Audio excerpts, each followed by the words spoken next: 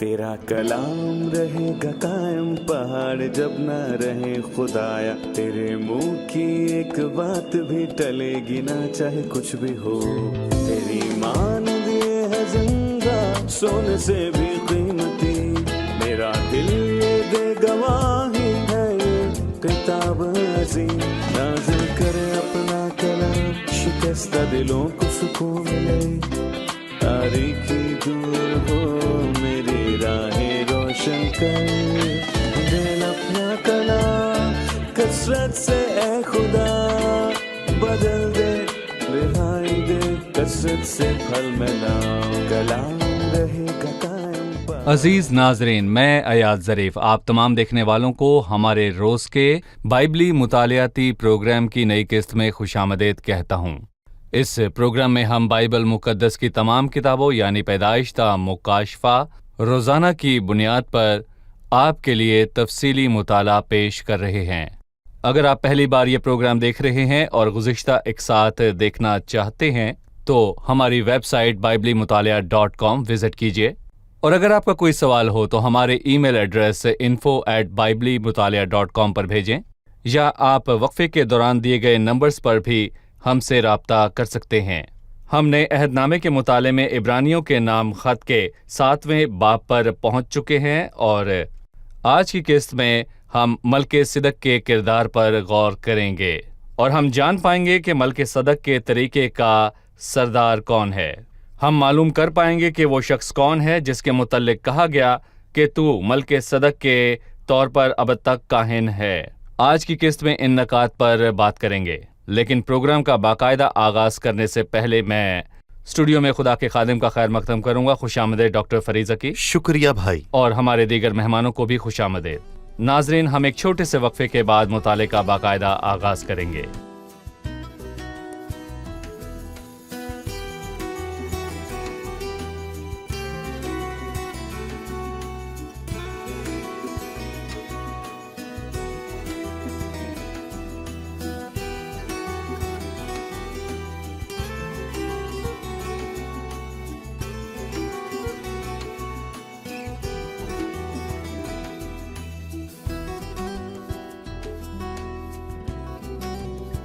खुशामदीद भाई। आपका बहुत शुक्रिया भाई। आप 7वें बाब में क्या देखते हैं, और अगर हम इस बाब को कोई उन्वान देना चाहें तो वो क्या होगा? मैं कहूँगा कि हम उस सिमत में जा रहे हैं जहाँ पे हम कादर मुतलक और मसीह के सब लोगों और सब चीज़ों की फजीलत को देखेंगे जो यहूदियत में थीं। और अब हम एक बहुत ही अहम नुक्ते की तरफ आते हैं, और हम इत्तफाक करते हैं कि ये नुक्ता बहुत ही अहम है। ये मसीह के तमाम ज़मीनी लोगों पर कहानत की अज़मत है, और फिर मज़हबी यहूदी कहानत की, और इसीलिए सही मिलके सादिक को इस्तेमाल करके दर हकीकत सबूत लाएगा, यानी उस शख्स को जिसका जिक्र पुराने अहदनामे में वाज़े हुआ, ताकि मिलके सादिक की शख्सियत से मसीह की कहानत की अज़मत और बुलंदी का अंदाज़ा लगाया जा सके। ठीक है, अब मैं 7वें बाब की पहली 10 आयात पढ़ना चाहूँगा, उसके बाद आपसे सवाल करूँगा। और ये मलके सिदक सालिम का बादशाह, खुदा ताला का काहिन, हमेशा काहिन रहता है। जब अब्राहम बादशाहों को कत्ल करके वापस आता था तो इसी ने उसका इस्तकबाल किया और इसके लिए बरकत चाही। इसको अब्राहम ने सब चीज़ों की दय यकी दी।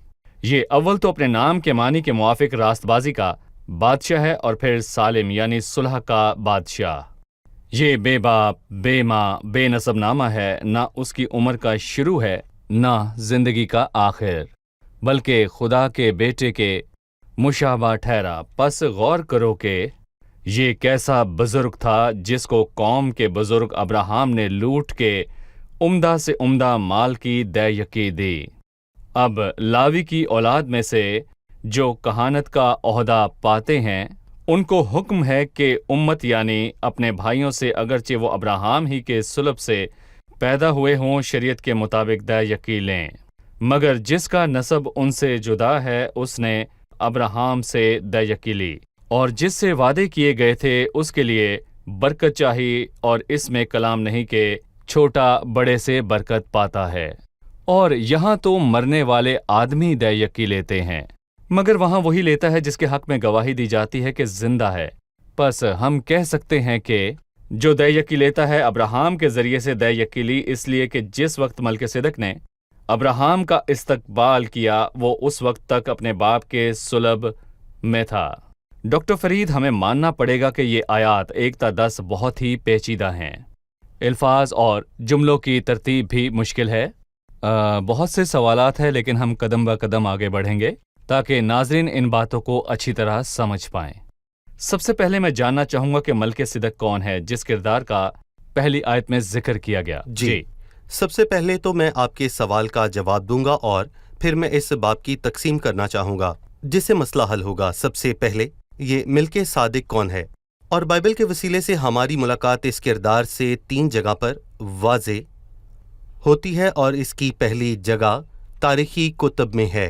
पैदाइश की किताब के 14वें बाब में, फिर निज़ामी कुतब ज़बूर 110 में, और फिर इब्रानियों के ख़त में। और इब्रानियों का ख़त इस किरदार के तस्करे से पुर है। बहुत सी आराएं हैं, मैं उन सब का जिक्र करूँगा और मैं उन सब की तरदीद करूँगा। कुछ लोग कहते हैं वो फरिश्ता था, और कुछ लोग ये कहते हैं कि वो इंसान था, बल्कि अब्राहम का बेटा सिम है, और अब्राहम के सामने एक ख़ास सूरत हाल है। और कुछ कहते हैं कि हो सकता है कि ये एक गैर हकीकी किरदार का कोई ज़हूर हो जो कि अब्राहम पर ज़ाहिर हुआ। दरअसल हकीकतन मुख्तलिफ आ रहे हैं। मैंने अभी सही राय कायम नहीं की, मैंने फ़क्त लोगों की चंद आराह को पेश किया है। दरअसल मिल्के सादिक एक हकीकी इंसान था। सबूत क्या है? वो अपने मुतल्लिक कहता है कि वो बादशाह और काहिन है। सही। कोई फरिश्ता नहीं जो बादशाह और काहिन होगा। जी। और फिर वो कहता है कि वो खुदा ताला का काहिन है। ये खुदा ताला का नया नाम है, और वो कहाँ का बादशाह है? सालेम का, जिसका बाद में नाम यरूशलेम हो गया। सो वो उसकी कहानत की तर्ज के मुतल्लिक बताता है, और उसके इलाके के मुतल्लिक बताता है जहाँ वो अपना नाम बताता है। उसकी बादशाहत थी, अपने नाम की तारीफ करता है। और मैं कहूँगा कि वो हमें ये भी बताता है कि जब अब्राहम का इस्तकबाल किया गया वो एक तारीखी मौका था।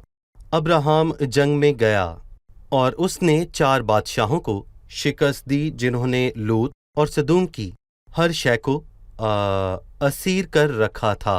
सो वो गया और फातेह होकर लौटा, और जब अब्राहम वापस आया तो उसे हौसला अफजाई और तसल्ली की ज़रूरत थी कि एक शख्स जो जंग में गया और ख़तरे में रहा, ज़हनी और जिस्मानी तौर पर थक गया और टूट गया। सो मिल्के सादिक उसके पास आया और बहुत सी हैरत अंगेज़ बातें उससे कहीं। पहली बात, उसने उसे रोटी और मैं दी, जो कि हकीकी मैं और रोटी थी। और दूसरी बात ये कि उसने उसे बरकत दी और उससे ये कहा कि खुदा ताला की तरफ से जो आसमान और ज़मीन का मालिक है, अब्राहम मुबारक हो। तीसरी, उसने उसकी दैयकी कबूल की उस लूट के माल पर जिसे अब्राहम लाया। और मुसन्निफ इन 3 चीज़ों पर ये बात करता है और बताता है ये शख्स हकीकी है, लेकिन दरअसल ये शख्स पुराने अहदनामे में मसीह के अबदी काहिन होने का एक वाज़े अक्स है, मसीह यीशु का अबदी काहिन होने का अक्स। ठीक है। सो वो एक तारीखी शख्स है जिसका जिक्र पैदाइश 14 और ज़बूर 110 में किया गया। ज़बूर 110। और मुसन्निफ ने इसका तज़किरा इसलिए किया ताकि इस किरदार के साथ खुदावंद यीशु मसीह की सिफात में मुमासलत ज़ाहिर करे। ये शख्स काहिन और बादशाह था, और मसीह की कहानत और उसकी बादशाही भी एक ही शख्स में है जो जी उठने के बाद उसमें पूरी हुई और मलकिसिदक के तरीके का सरदार काहिन अब तक के लिए है। हमें बताइए कि जब उसने बात की तो अपने नाम के मतलब के हवाले से क्या बताया? वो कहता है उसके नाम का मतलब सदाकत का बादशाह है। ये अव्वल तो अपने नाम के मानी के मुआफिक रास्तबाजी का बादशाह है, और फिर सालिम यानी सुलह का बादशाह। कायदे के मुताबिक बाइबल मुकद्दस में नामों के मतलब इत्तफाकियां हैं या कोई और मतलब है? बिलाशुबा वो वाकई मतलब रखते हैं, खास करके जब बाइबल उनका जिक्र करती है और उन पर जोर देती है, और माफूम की खातिर मुताला करने वालों और अंदाज़ा लगाने वालों को ये बताना चाहती है कि वो इससे इल्म को पा सकते हैं। और यहाँ मालिक का मतलब दरअसल बादशाह है, और फिर सादिक का मतलब सच्चाई या इंसाफ या सदाकत है। ये सच है। सही। और फिर वो शहर का बादशाह है जो सालिम कहलाता है। جس کا مطلب سلامتی ہے۔ یروشلم سلامتی کا شہر ہے، اور وہ یہاں پر دو خوبصورت باتوں کو یکجاں کرتا ہے کہ مسیح کی ذات ہی وہ واحد ذات ہے جس میں یہ دونوں باتیں یکجاں ہیں، یعنی کہ سلامتی اور صداقت، اور اس کی آنے والی بادشاہت ایسی ہوگی جس میں انصاف ہوگا، وہ بے انصافی کو دور کرے گا، سو اس میں سلامتی ہوگی، وہ جنگوں کو معکوف کرے گا۔ ٹھیک ہے، یہ ملک صادق کا خوبصورت مفہوم ہے، اور وہ یہ بھی کہتا ہے کہ وہ خدا تعالیٰ کا کاہن ہے۔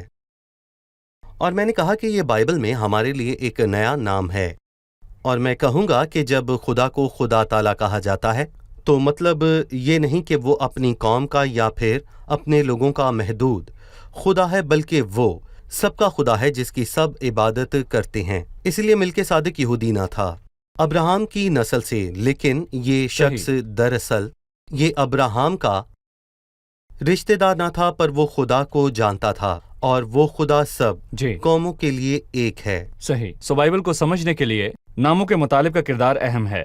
ناموں کے بھی مطلب ہے، اور یسوع نام کا بھی ہے کہ وہی اپنے لوگوں کو ان کے گناہوں سے نجات دے گا۔ سو جب ہم بائبل میں نام دیکھتے ہیں تو جانتے ہیں کہ روح القدس کا ان ناموں کے پیچھے خاص مقصد ہے۔ ٹھیک ہے، ابھی ہم ایک رپورٹ دیکھیں گے، اس کے بعد مطالعے میں مزید آگے بڑھیں گے۔ ملک صدق سلامتی کا بادشاہ تھا، وہ صداقت کا بادشاہ بھی تھا، اور یہ اس کے نام کا مطلب ہے۔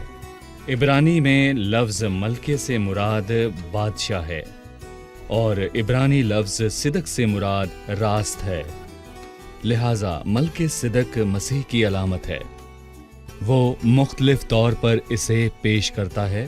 وہ سلامتی اور صداقت کا بادشاہ ہے، اور مسیح بادشاہ ہے اور صادق ہے، اور ملک صدق خدا تعالیٰ کا کاہن ہے، اور خداوند یسوع عظیم سردار کاہن ہے۔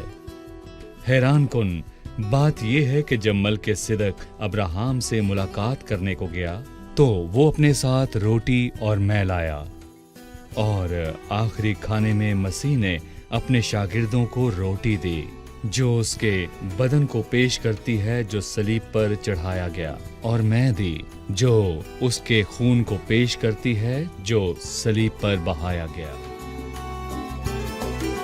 جب ملک صدق ایک حقیقی شخص ہے، ایک حقیقی کردار ہے، ایک انسان ہے، تو یہ کیوں لکھا ہے کہ یہ بے باپ ہے، بے ماں، بے نسب نامہ ہے، نہ اس کی عمر کا شروع ہے، نہ زندگی کا آخر، بلکہ خدا کے بیٹے کے مشابہ ٹھہرا؟ کیسے وہ انسان ہے جبکہ اس کی کوئی شروعات، کوئی اختتام نہیں؟ بہت ہی اہم سوال۔ جی بھائی، آپ کا شکریہ ایرن، آپ نے اچھا سوال پوچھا۔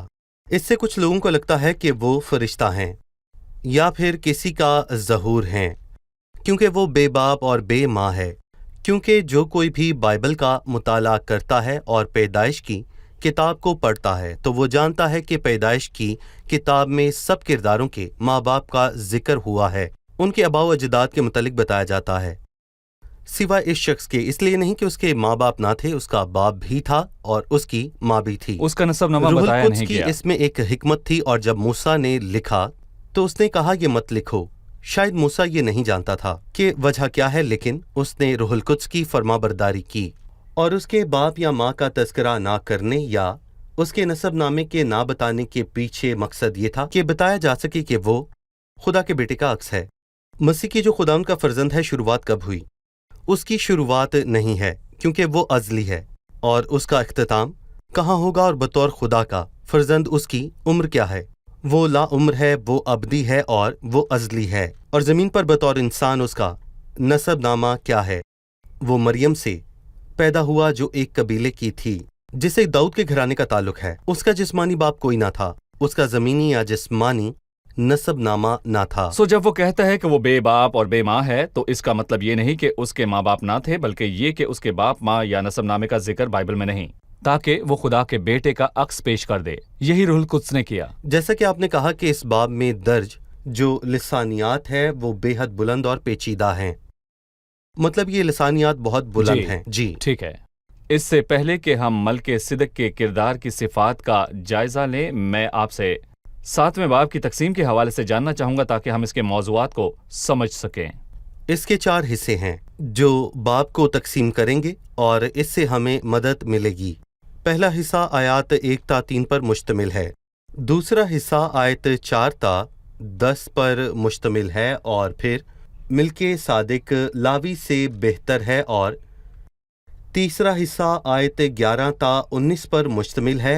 लावियों की कहानत में कोई कामलियत नहीं जिसे हारून के वसीले पेश किया गया, लिहाजा ज़रूरत थी कि कहानत की इस तर्ज में तब्दीली भी लाई जा सके। आयात 20 ता 28 में उन सिफात का जिक्र है जो मसीह को बतौर काहिन मुनफरिद बना देती हैं। ठीक है, शुक्रिया। मैं वापस आता हूँ। जैसे कि कहा गया कि मल्किसिदक खुदा के बेटे का अक्स है, मेरा सवाल है, शायद जो लोग हमें देख रहे हों उनमें से किसी का ये सवाल भी हो कि ये शर्मनाक बात है कि आप एक इंसान को खुदा के बेटे की अलामत कह रहे हैं, और भले ही ये अल्फाज बाइबल के हैं। मैं जानना चाहूँगा हम अलामत की बात करते हुए किस हद तक जा सकते हैं? मतलब है कि हम किसी को मसीह की अलामत कह सकते हैं या ये शख्स मसीह का अक्स है? अलामत को इस्तेमाल करने की हदूद क्या है? ये एक अच्छा सवाल है। देखें भाई आयात, सबसे पहले मैं ये कहूँगा कि अलामती तालीम की बुनियाद बाइबल में मौजूद है। किसी एक तर्ज फ़िक्र या जमात ने इससे इत्तफाक नहीं किया। गलतियों के 4 बाब में पौलुस रसूल ने हिकमत के साथ रूहुल कुद्स की रहनुमाई के वसीले से हाजरा और सारा की मिसाल को 2 निज़ामों के लिए इस्तेमाल किया, निज़ाम शरीयत और निज़ाम फ़ज़ल या निज़ाम कानून।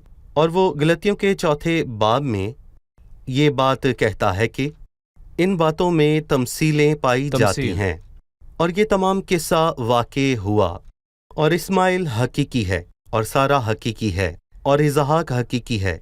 इन बातों में तमसील पाई जाती है क्योंकि ये दोनों ख़वातीन 2 अहद हैं। एक कोहे सीना से है जो ग़ुलामी को जन्म देती है, यानी कि हाजरा, और फिर आलम बाला की यरूशलेम आज़ाद है और वही हमारी माँ है। ये मैं कहूँगा कि फ़ज़ल की तरफ इशारा है। सो अलामती तालीम बाइबल में मौजूद है और हमें इसका मुताला करना है। हमें अलामत को इतनी अहमियत नहीं देनी जितनी मुनासिब ना हो। सही। मतलब ये कि हम तारीखी किताब से ऐसी कहानी नहीं ले सकते जिसमें बहुत सी तफसीलात हों।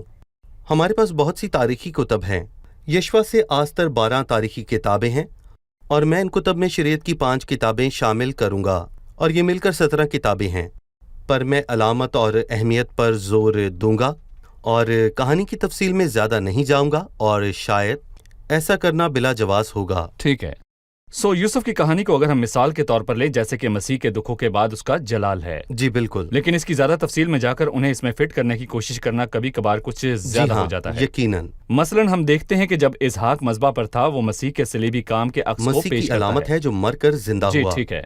लेकिन जब हम किसी और बात को देखते हैं कि चलो सोचें क्या ये बात मसीह के साथ हुई, अक्सर हम किरदारों को देखते हैं और जानते हैं कि जिनकी चंद बातें मसीह से मिलती हैं। मुझे अच्छा लगता है कि मसीह के काम का अक्स फलां बात में दिखाई देता है। सही। बाइबल की हदूद हैं। डॉक्टर फरीद, अब मैं आपसे कहूँगा कि आप मल्किसिदक और मसीह की शख्सियत के दरमियान फ़र्क और मुमासलत बयान करें। सो आप इन बातों को पॉइंट्स के साथ बताइएगा ताकि नाज़रीन को हम स्क्रीन पर ये दिखा सके और बता सकें। ज़रूर। पहली बात, उसका नाम मल्के सादिक मल्के सलीम है, लिहाजा वो मसीह की अलामत है, जो कि मैं कहूँगा सलामती का बादशाह है, जो अपने वक्त पर इन 2 सिफात के साथ बादशाही करेगा। और दूसरी बात, मिल्के सिदक खुदा ताला का काहिन है और मसीह अबद तक के लिए काहिन है। मल्के सादिक की माँ या फिर बाप या फिर उसके नसबनामे या फिर उसकी उम्र की बात नहीं हुई।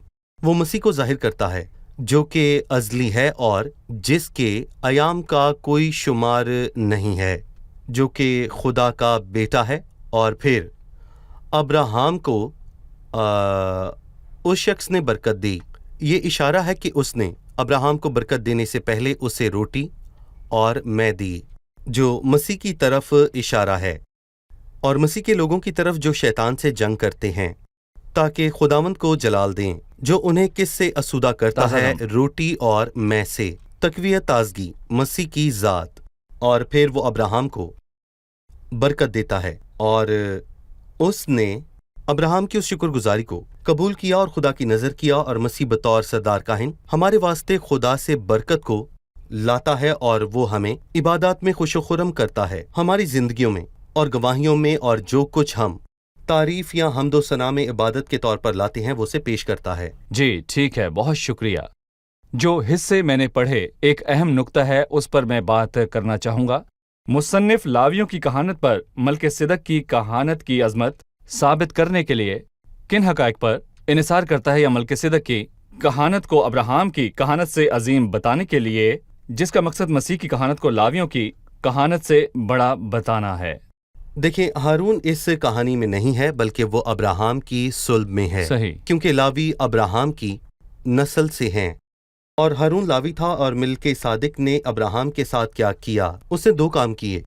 उसने उसे बरकत दी। कौन बरकत देता है, बड़ा या छोटा? बड़ा देता है। बड़ा छोटे को बरकत देता है। जी, बड़ा छोटे को बरकत देता है। जी, सो मिलके सादिक इस कहानी में अब्राहम से बड़ा है क्योंकि उसने उसे बरकत दी। दूसरी बात, अब्राहम ने मिलके सादिक को लूट के माल में से दैयकी दी, ये सही है। और हारून जो कि अब्राहम से आया, वो बनी इसराइल से दैयकी लिया करता था। सो जब आप इस शख्स को देखते हैं तो मिलके सादिक ने अब्राहम से दैयकी कबूल की, और इसका मतलब हारून की दैयकी की तरफ एक वाज़े इशारा था, क्योंकि वो अब्राहम से पैदा हुआ। सो जो दैयकी लेने वाला है वो बड़ा है। सो जो बरकत देता है वो बड़ा है। सो जो दैयकी लेने वाला है वो बड़ा है। दोनों बातों में मल्किसिदक अब्राहम को बरकत दी, उसने क्योंकि वो बड़ा कबूल है, की। और उसने दैयकी कबूल की। और चूंकि लावी जिससे बादज़ा हारून अब्राहम की नस्ल से आया, वो मल्किसिदक से छोटा है, सो वो बरकत पा रहा है, या मल्किसिदक की तरफ से अब्राहम को बरकत दी गई। ये हमें मसीह की कहानत की अजमत के मुतालिक बताता है, मल्किसिदक की कहानत जो हारून की कहानत से बड़ी है। ये दोनों दलाइल ही बहुत खूबसूरत हैं, और जब हम इसको पढ़ते हैं, दर हकीकत पैदाइश 14 को समझने की कुंजी इब्रानियों के 7वें बाब में है। हम इब्रानियों 7 पढ़ने के बगैर पैदाइश 14 को समझ नहीं सकते हैं। इसका मतलब है कि जो कोई इब्रानियों के खत के 7वें बाब को पढ़ता है, उसे इन आयात को पढ़ते हुए ये जहन में रखना लाजिम है कि मल्किसिदक ने अब्राहम को बरकत दी, और इसलिए वो अब्राहम से बड़ा है, इसलिए वो हारून से बड़ा है। और चूंकि बड़ा छोटे को बरकत देता है, लिहाजा मल्किसिदक के अब्राहम से बड़े होने का मतलब मल्किसिदक की कहानत के लावी की कहानत से बड़ा होना है, और मसीह की मल्किसिदक के तरीके की कहानत लावियों की कहानत से बड़ी है। ये वो दलील है जो हमारे सामने पेश करना चाहता है। चलिए मेहमानों से एक और सवाल लेते हैं। सदूम के बादशाह ने अब्राहम को पेशकश की और इसके बदले जानों को मांगा, जबकि अब्राहम उससे उसकी सारी जायदाद और उसका सब कुछ ले सकता था। वजह क्या है कि उसने अमली तौर पर उसे ना कहा, यानी उन चीजों को जो दुनिया हमें देती है? अहम सवाल। जी भाई। ऐसा होता है जब हम मसीह की नेमतों से आसूदा होते हैं, रोटी और मैं से, या हम कलाम से आसूदा होते हैं जो हमें उसकी ज़ात तक रसाई बख्शता है, और जब हम रूहुल कुद्स से मामूर होते हैं जो हमें खुशी देता है, और मैं दुनिया की खुशी को पेश करती है। पर आज हमारे पास आसमानी खुशियां हैं। ज़रा तसव्वुर कीजिए, एक ईमानदार जो खुदावंद से भरा है और उसकी रफ़ाकत में है, जो रफ़ाकत में रुकावट डालने वाले गुनाह को रद्द करता है, उसमें रूहुल कुद्स हरकत करता है। जब उसे चीजें पेश की जाती हैं तो ये सदोम के बादशाह की तरफ से पेश नहीं की जाती, बल्कि ऑनलाइन पेश की जाती हैं, जैसे कोई फाहश साइट है या फिर एक टीवी शो है जिसमें आमदनी के हसूल की पेशकश की जाए, जो कि सही नहीं। लेकिन एक ईमानदार ऐसा नहीं कह सकता जबकि वो असूदा है। ऐ मेरी जान, शान से तमाम आज़माइशों को पैरों तले रोंद डाल, लेकिन क्यों उसका मुंह असबस शीरी है। आए हम भर जाएं ताकि हमें चीजों की अहमियत ना रहे। आसूदा जान को शहद के छत्ते से नफरत है। मैं मसीह की ज़ात से भरा हूँ, उसके साथ रोज़मर्रा रफ़ाकत के वसीले से, बाइबल के साथ वक्त गुजारने के वसीले से मैं अपने घर से भरा हुआ निकलता हूँ। चीज़ों की पेशकश होती है, लेकिन मैं दुनिया के शहद के छत्ते से नफरत करूँगा। आइए मेहमानों से उनकी राय जानें।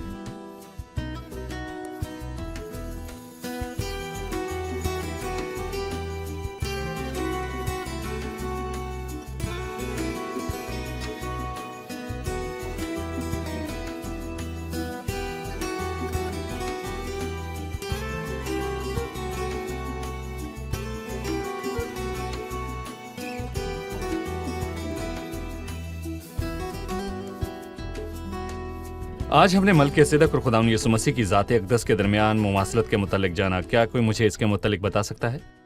پہلی مماثلت اس کا نام ہے ملک صدق، جس کا مطلب ہے صداقت۔ سالم اور سلامتی کا بادشاہ اور خدا یسوع مسیح ان دو صفات کے ساتھ 1000 سالہ بادشاہی میں بادشاہی کریں گے، اور وہ خدا تعالیٰ کا کاہن ہے اور خدا یسوع خدا قادر کا کاہن ہے۔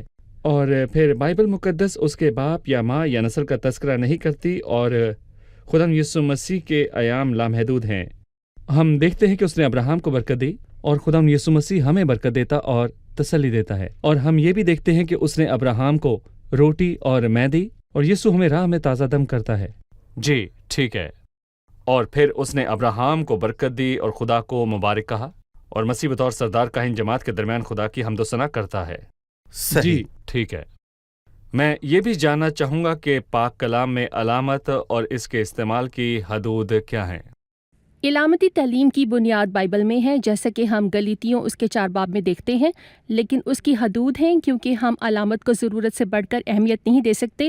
میرا مطلب اگر ایک تاریخی کہانی ہے مثال کے طور پر، اور اس میں ایک علامت ہمیں مسیح کی یاد دلاتی ہے، تو ہمیں اس کہانی کی تمام تر تفصیلات کا اطلاق نہیں کرنا چاہیے۔ مثال کے طور پر اگر یسوع مسیح کی علامت ہے تو مجھے اس کہانی کی تفصیلات پر زور دینے کی ضرورت نہیں۔ صحیح۔ جی شکریہ۔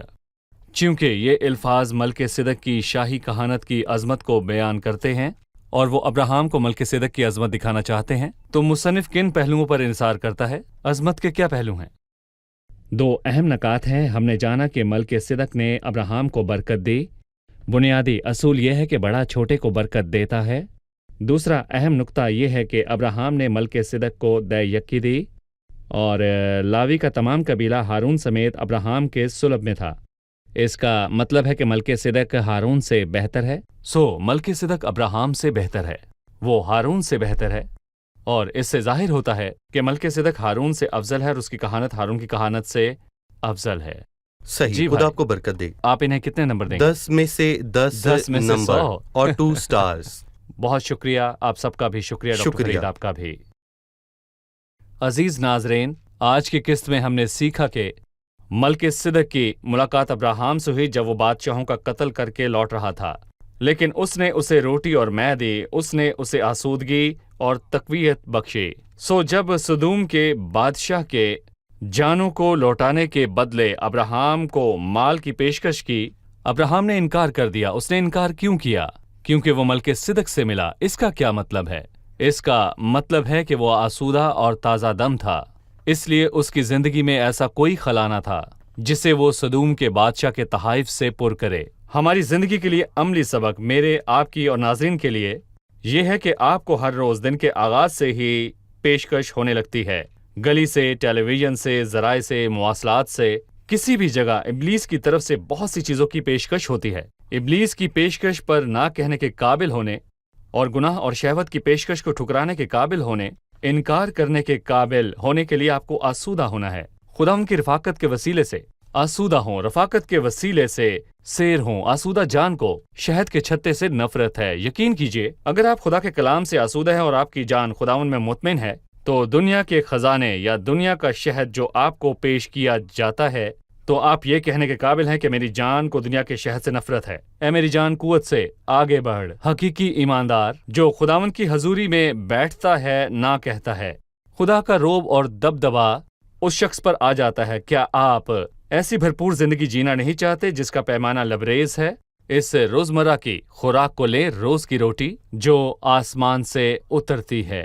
آپ سے اگلی قسط میں پھر ملاقات ہوگی۔ خداوند آپ سب کو برکت دے۔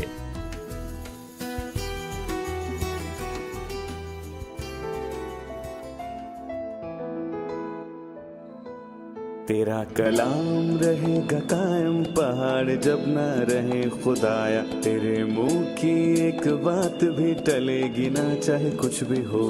تیری مانند یہ ہے زندہ، سونے سے بھی قیمتی، میرا دل یہ دے گواہی ہے، یہ کتاب عظیم نازل کرے اپنا کلام، شکستہ دلوں کو سکون ملے، تاریکی دور ہو میری راہیں روشن کر، دل اپنا کلام کثرت سے اے خدا بدل دے، رہائی دے کثرت سے پھل ملاؤ۔ کلام رہے گا قائم، پہاڑ جب نہ رہے خدایا، تیرے منہ کی ایک ایک بات بھی ٹلے گی نہ چاہے کچھ بھی ہو.